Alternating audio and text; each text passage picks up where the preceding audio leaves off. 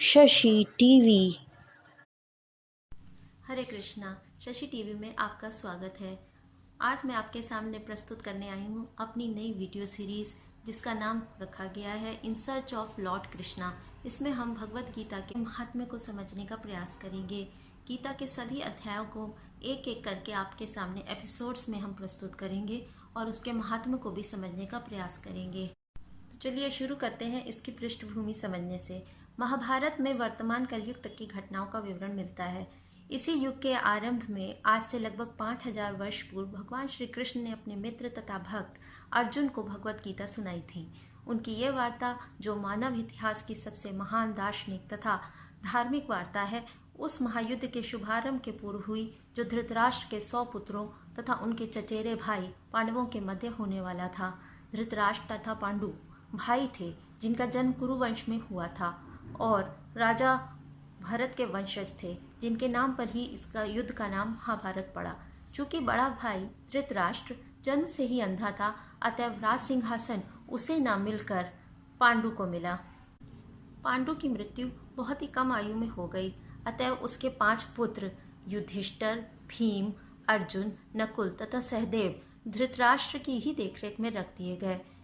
इस प्रकार पांडु तथा धृतराष्ट्र दोनों के ही पुत्रों की देखरेख राजमहल में हुई। उन दोनों को ही सैन्य कला का प्रशिक्षण गुरु द्रोणाचार्य ने दिया और भीष्मपिता की सलाह के अंतर्गत वे अपने कार्य करते थे। इतने पर भी धृतराष्ट्र का सबसे बड़ा पुत्र दुर्योधन पांडवों से ईर्ष्या और घृणा करता था और धृतराष्ट्र भी पांडवों के पुत्रों के बजाय अपने पुत्र दुर्योधन को ही राजा बनाना चाहते थे।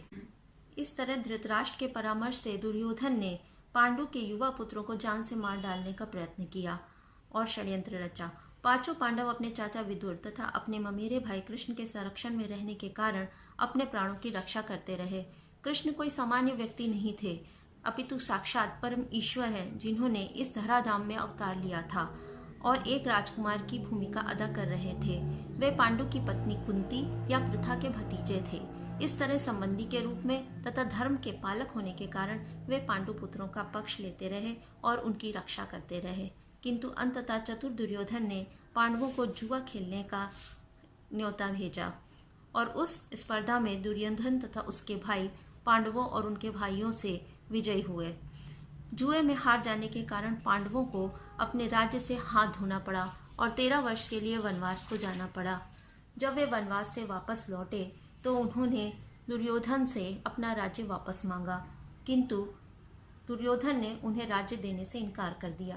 5 पांडवों ने अंत में अपना पूरा राज्य ना मांगकर केवल 5 गांवों की मांग रखी, किंतु दुर्योधन सुई की नोक भर भी जमीन देने को तैयार नहीं था।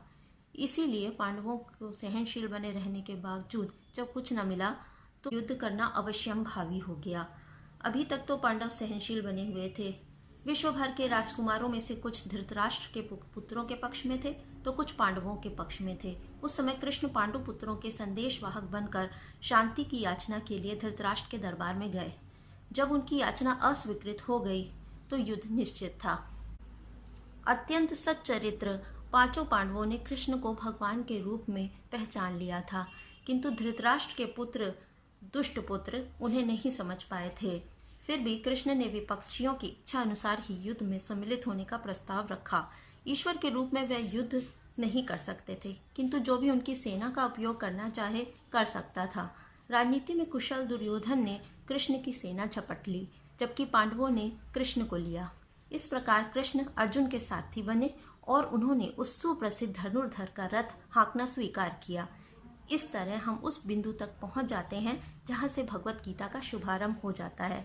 दोनों ओर की सेनाएं युद्ध के लिए तैयार खड़ी हैं और धृतराष्ट्र अपने सचिव संजय से पूछ रहे हैं कि उन सेनाओं ने क्या किया। इसी के साथ हमारा प्रथम अध्याय प्रारंभ होगा।